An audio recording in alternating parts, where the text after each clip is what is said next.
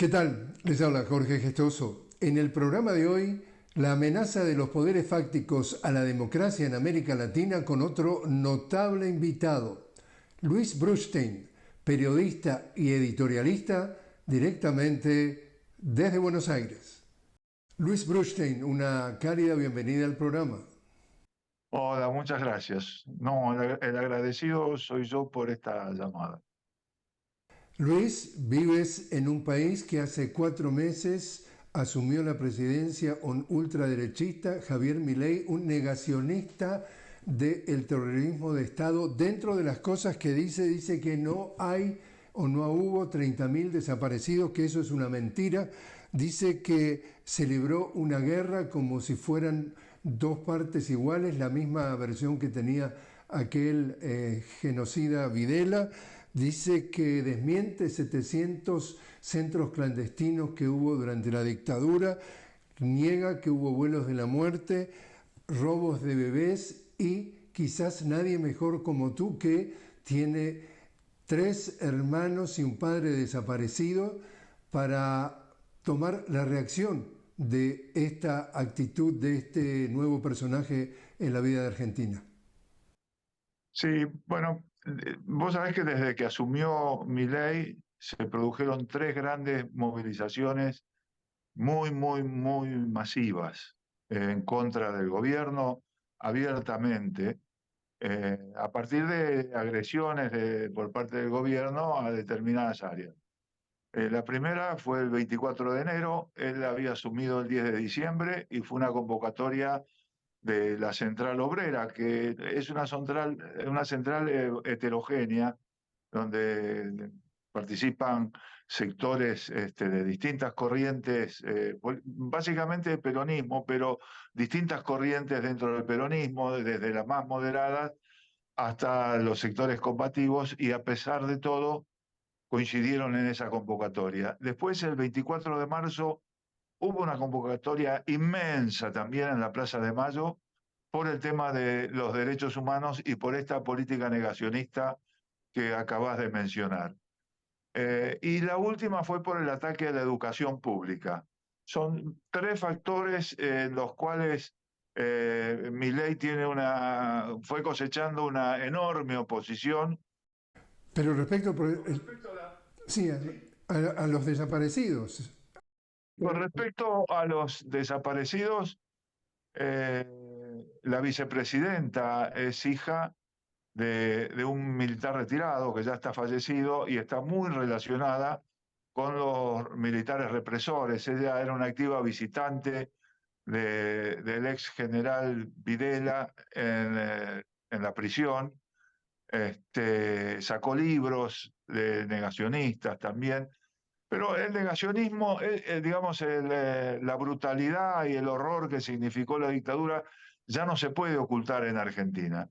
Entonces, ellos lo que se apalancan es en una política de hablar de justicia a medias, ¿no? Donde se juzgó a los represores, pero no a la guerrilla o ese tipo de cuestiones, que básicamente son mentiras, ¿no? O sea, los que tendrían que haber juzgado a la guerrilla en todo caso tendrían que haber sido los militares. Y al no hacer ningún juicio ni hacer ningún tipo digamos, de actividad judicial en ese sentido, cualquiera de esos delitos fueron prescribiendo. O sea que no, en cambio los delitos de lesa humanidad, que son los delitos cometidos desde la usurpación del Estado, no prescriben. Y en ese sentido se fue construyendo toda la política de justicia que se fue aplicando en esta época de transición democrática, ¿no? En este paréntesis o en este periodo de democracia que hemos tenido en Argentina.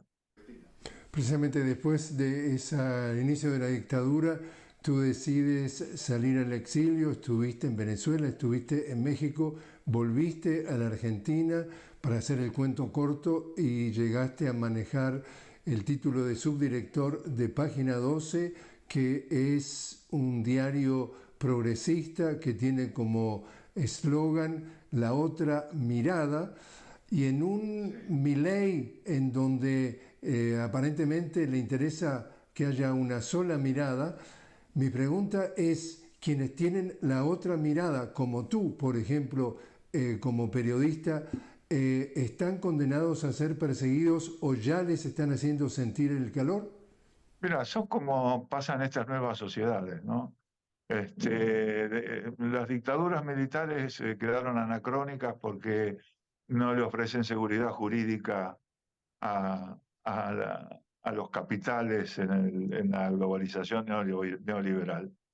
Pero surgen otras herramientas de control y amenaza y de violencia, como son las redes. Milei tiene un grupo de patoteros digitales, podríamos decirle así, que trabajan sobre las redes y están en la casa de gobierno. Son 40 muchachos jóvenes que se dedican a proferir amenazas, a hacer campañas de hostigamiento brutales contra las personas que no se pliegan a las políticas oficiales. Pero incluso eso lo han cometido ellos tienen internas dentro de su movimiento, que es un movimiento político nuevo, entonces tiene lleno de oportunistas, lleno de politiqueros que perdían en las fuerzas políticas tradicionales y fueron a parar a la fuerza política de Milei. Entonces ellos tienen internas muy fuertes y Milei usa esta esta herramienta de coerción que son los scratches digitales, e incluso contra sus adversarios en la interna de su fuerza política. En esto te quiero aclarar una cosa. El principal asesor en temas de comunicación de Milei es un personaje que se llama Fernando Cerimedo. Y este personaje tiene pedido está buscado por la justicia de Brasil. Este personaje maneja 50.000 cuentas falsas, es lo que él reconoció en las redes, y es de alguna manera el cerebro de estas políticas de escrache mediático, de escrache digital, de creación de noticias falsas, de fake news. Digamos, todas estas herramientas que son herramientas nuevas que interfieren en el ejercicio democrático pleno, ¿no?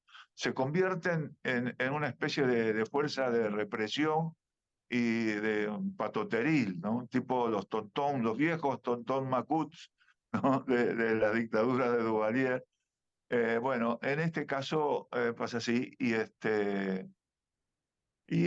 es lo que se está evidenciando en este momento, más las políticas de represión de la ministra Patricia Bullrich, que ellos sacaron un código que hay que respetar para las movilizaciones públicas, donde hacen despliegues absolutamente desproporcionados, ponen gran cantidad de efectivos, saturan de efectivos las calles, y de alguna manera generan una provocación contra las manifestaciones que hasta ahora han sido muy pacíficas, ¿no? Y cuéntanos entonces sobre los medios hegemónicos. Estamos hablando de estos grupos como Clarín y La Nación, cómo han jugado en el pasado y cómo, si siguen jugando igual o han cambiado en algo, en influir o ser un actor de la vida política en vez de un actor que representa al interés público. Sí, en todo este proceso de globalización y se crearon nuevas sociedades donde el proceso de concentración del capital fue muy intensivo y en el caso de las empresas de medios hubo un proceso de concentración muy fuerte, y así surgieron las grandes corporaciones de multimedios que en este momento también controlan las telecomunicaciones. O sea, desde las telecomunicaciones, pasando por las redes, siguiendo por los cables, las radios y los canales de televisión de aire, se generan grandes conglomerados mediáticos que funcionan no a partir de la satisfacción de un servicio como es la información, sino a partir de la satisfacción de sus propios intereses, ¿no? Se convierten en grandes empresas que empiezan a jugar, a manipular la información a partir de sus propios intereses. En este sentido, fueron la principal oposición a los gobiernos populares anteriores y han sido cómplices en el proceso de instauración de este nuevo gobierno estrafalario, ultraderechista de Javier Milei. Y el Grupo La Nación. Y el Grupo La Nación, que en este caso una parte del Grupo de la Nación fue adquirida o licitada por Mauricio Macri, que es el canal de cable que tienen ellos de noticias, que se llama La Nación Más, que directamente es el brazo mediático del partido derechista que encabeza Mauricio Macri, ¿no? Y no hay un contrapeso, no hay un canal que tenga el mismo nivel de audiencia o canales o otros diarios más allá de Página 12 a su nivel. No, hay un canal de cable que es C5N, que los dueños fueron muy perseguidos durante el gobierno de Macri. Uno de ellos estuvo preso con falsas acusaciones, lo tuvieron que poner en libertad después de estar casi 1 año y medio detenido. Y después hay algunos, está el grupo de Página, que Página también tiene una radio, que es la radio 750. Está la radio de las madres, que es la 530, hay otra radio que se llama El Destape, pero son pequeños esfuerzos en comparación con las grandes corporaciones que de alguna manera son hegemónicas en el tema de imponer agenda política, ¿no? Ahora sí, entonces Luis, te invito a hacer una pequeña pausa. Estamos hablando con Luis Bruchstein directamente desde Buenos Aires. Luis, periodista y editorialista y durante muchos años el subdirector del diario Página 12 de Buenos Aires. Enseguida regresamos.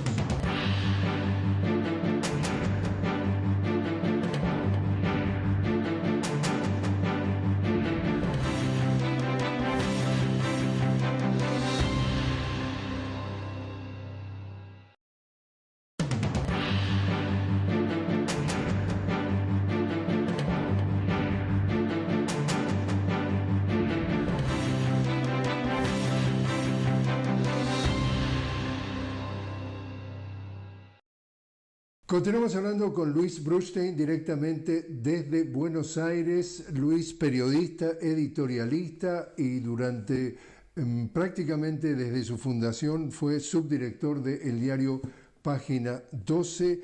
Luis, hablemos ahora de la política regional y ustedes en Argentina han recibido la visita de estamos hablando de Laura Richardson, que es la directora del Comando Sur. Tu lectura de esas visitas y también la del secretario de Estado Blinken. Sí, desde que asumió Milei han venido funcionarios norteamericanos como nunca antes, ¿no? Parece que se ha convertido en un centro turístico para los funcionarios norteamericanos. Milei ha dicho públicamente que el gobierno argentino se pliega incondicionalmente a la política exterior de Estados Unidos y de Israel. Esa no solamente no lo oculta, sino que lo milita. Es uno de los puntos fundamentales de su discurso político, ha sido ese.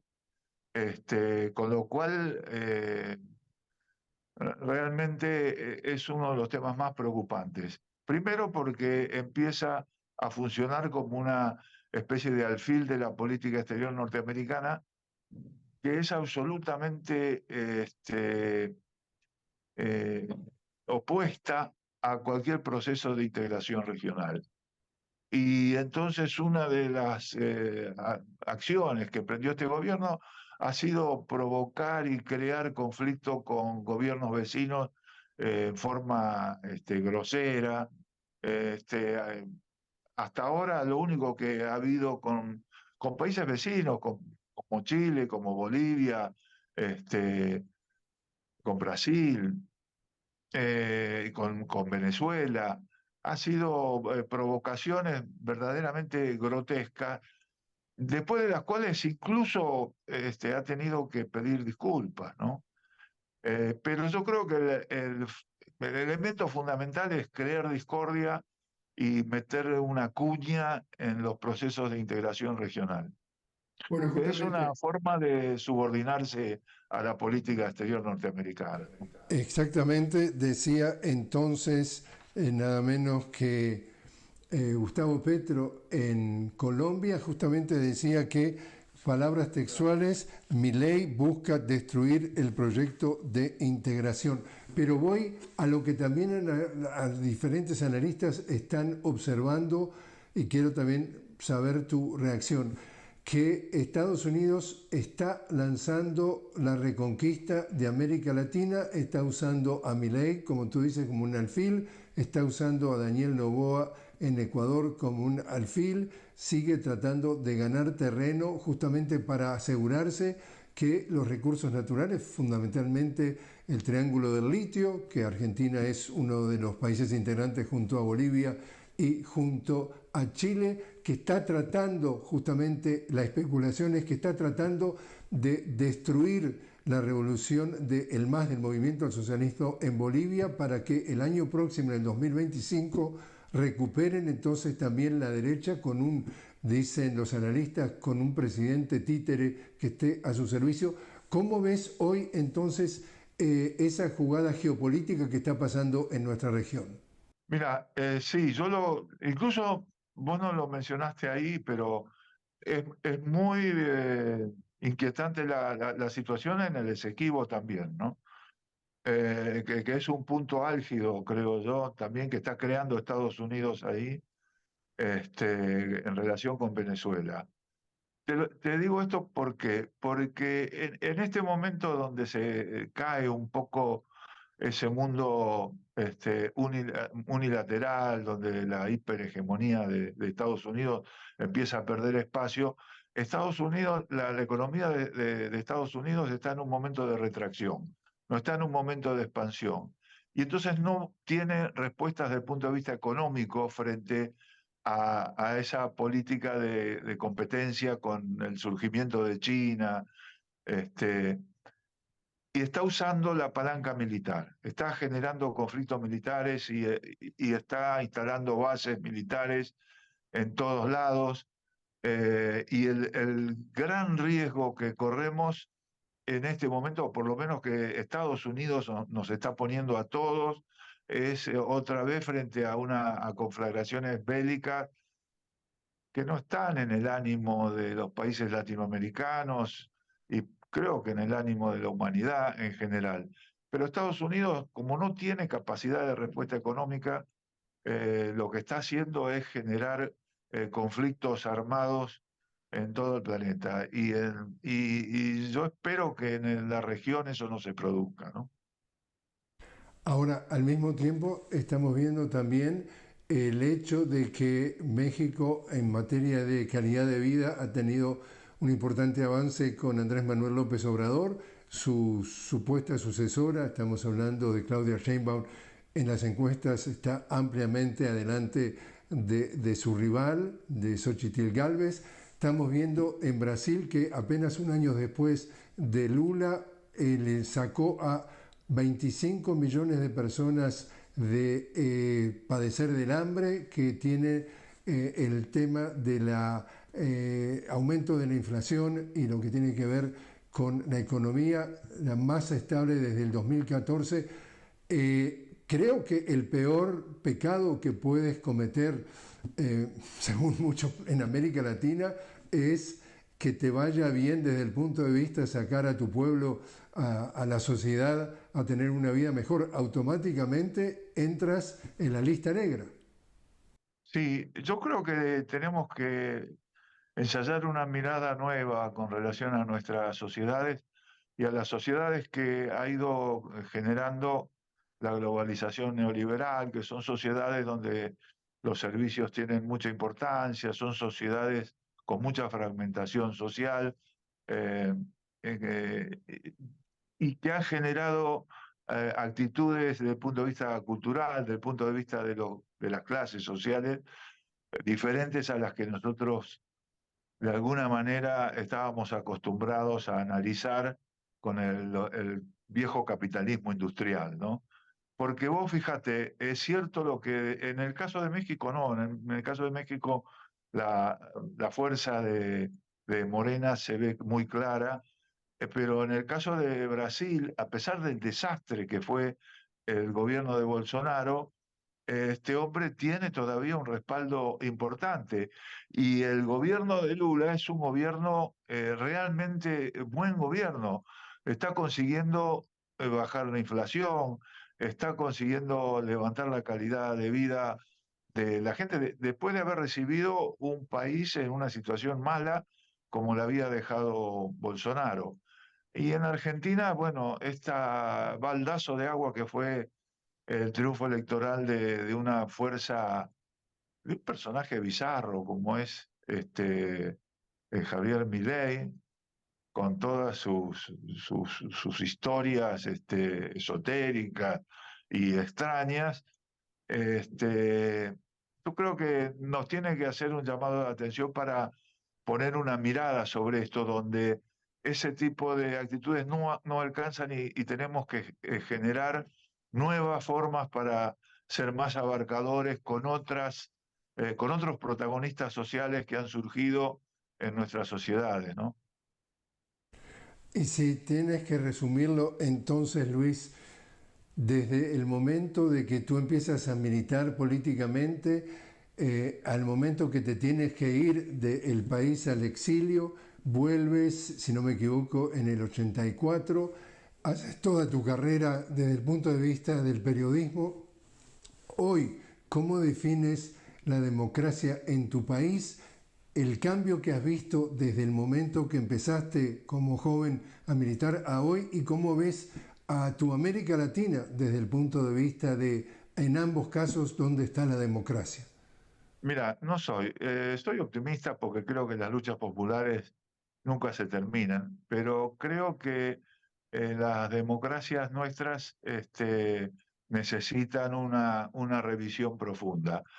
En la época que yo empezaba a trabajar en el periodismo, eran falsas democracias, democracias tuteladas por partidos militares muy formados en Estados Unidos, o eran dictaduras militares o paréntesis democráticos muy con proscripciones de movimientos populares, proscripciones de partidos de izquierda, y si alguno de esos gobiernos elegidos democráticamente hacían alguna medida que fuera en contra de los grandes intereses, inmediatamente había una intervención militar. Eso fue la democracia en la cual crecimos nosotros en los años 70 y bueno, fueron los años de violencia. En este momento, yo creo que las democracias están atravesadas por factores de poder de facto, como son las grandes corporaciones mediáticas y los lobbies de las grandes corporaciones de poder económico.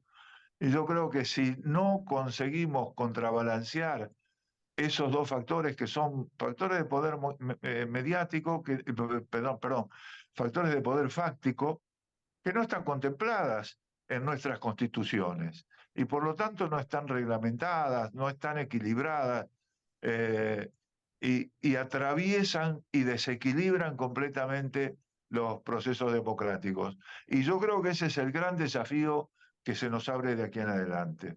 Si queremos mantener la convivencia democrática, tenemos que profundizar la democracia para equilibrar esos factores de poder de facto. Luis Bruchstein, muchísimas gracias por haber estado con nosotros. No, gracias a ustedes por el llamado.